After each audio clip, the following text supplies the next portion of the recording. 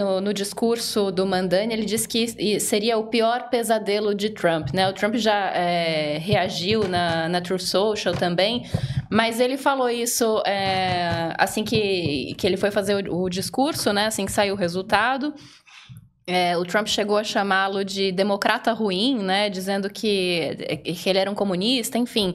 Mas se a gente comparar, por exemplo, com São Paulo, né, a grosso modo, não seria impossível eleger um prefeito progressista na capital, mas o interior do estado é conservador. Então, o que significa, no caso de Nova York, a eleição do Mandani?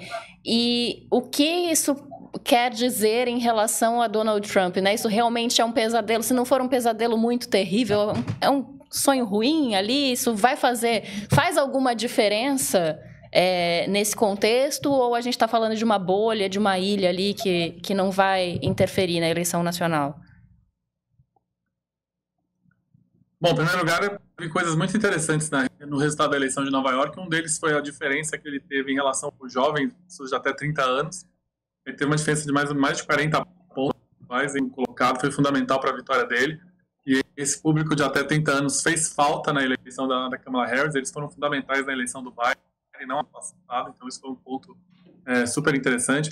Por outro lado, é importante dizer, como você falou, que Nova York é uma bolha, né? Nada, assim, nenhum êxito representa um êxito nacional, inclusive os próprios republicanos, né? O Giuliani foi prefeito durante o 11 de setembro, quando ele tentou uma candidatura nacional em 2008, ele praticamente foi derrotado na primeira primária que ele participou. Então, o sucesso em Nova York não garante uma ascensão nacional dentro do lado democrata e do lado republicano. Uhum. Também é importante dizer que o Cuomo era favorito para perder. Eu sempre digo, faço uma comparação, mal comparando, tá? Já que você falou São Paulo, em 2012, o Arreu contra o José Serra, e era favorito para perder porque todo mundo sabia que ele não queria ser prefeito.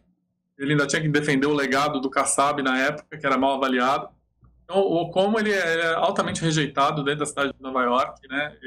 Enfim, ele era favorito para perder e, obviamente, o Mandani ocupou esse espaço. Agora, é interessante ver que quando a gente vê aqui em Washington, tem um pessoal ligado à Casa Branca diz que, na verdade, queria que o Mandani ganhasse, porque primeiro ele vai fazer da vida do Mandani um inferno, né? Até já falou publicamente que vai cortar funding federal. Segundo, que se o Mandani for muito mal em Nova York, pode ser um reflexo do que é colocar um cara da esquerda radical, segundo ele, administrando qualquer coisa. Então, obviamente, o Trump vai polarizar bastante com o Mandani. Então, vai ser uma administração complexa, porque administrar uma megalópole, tradicionalmente, em termos de popularidade, é sempre um risco, né? São poucos os prefeitos das grandes cidades do mundo que saem maiores depois de passar por uma prefeitura de São Paulo, Nova York, Tóquio. Então, assim, já por si só já é um desafio enorme. Tendo o governo federal contra, obviamente cria um layer de complicação enorme, bastante alto, porque tem muita coordenação financeira, econômica e social, né, com o governo federal. Então, assim, mas assim, aqui em Washington, me dizem que na Casa Branca foi celebrado porque querem usar o Mandani como exemplo do que seria o Partido Democrata de volta à Casa Branca. Maurício, tem uma frase do Chuck Todd, você certamente conhece, né, que foi diretor do Bureau de Washington da NBC e é um cara que eu gosto muito de acompanhar porque ele é daqueles jornalistas de política que analisa política olhando para pesquisa, né? Então, ele entende o jogo como eu acho que o jogo deveria ser compreendido numa democracia, que é olhando para o que a população está pensando. O que a sociedade está pensando, como é que ela está agindo. E o Todd tem a tese, eu quero testar essa tese com você, se você acha que faz sentido. Ele tem uma tese que é o seguinte: a gente talvez esteja num período de uma sequência de presidentes de um mandato só. Lembrando que o Trump, embora esteja no segundo mandato, teve o governo Joe Biden entre os dois mandatos dele, né? E ele acha que vai ficar alternando republicano-democrata pelo seguinte: ele acha que no momento a sociedade americana quer simultaneamente duas coisas que nenhum dos partidos está conseguindo entregar. E essas duas coisas seriam na economia, um Estado mais interventor, mais anti-grandes grupos econômicos, mais distribuidor. por assim dizer, quase como se fosse um Estado desenvolvimentista no sentido latino-americano. E, socialmente, políticas extremamente conservadoras do ponto de vista da sociedade. Quer dizer, você deveria ter os valores conservadores do MAGA com os valores econômicos do Bernie ou do Mandani, etc. E que você simplesmente não consegue, dentro dos dois partidos, produzir um candidato que faça essa síntese. Que no fim das contas é quase que uma síntese iliberal, porque é iliberal no comportamento e iliberal na economia, né?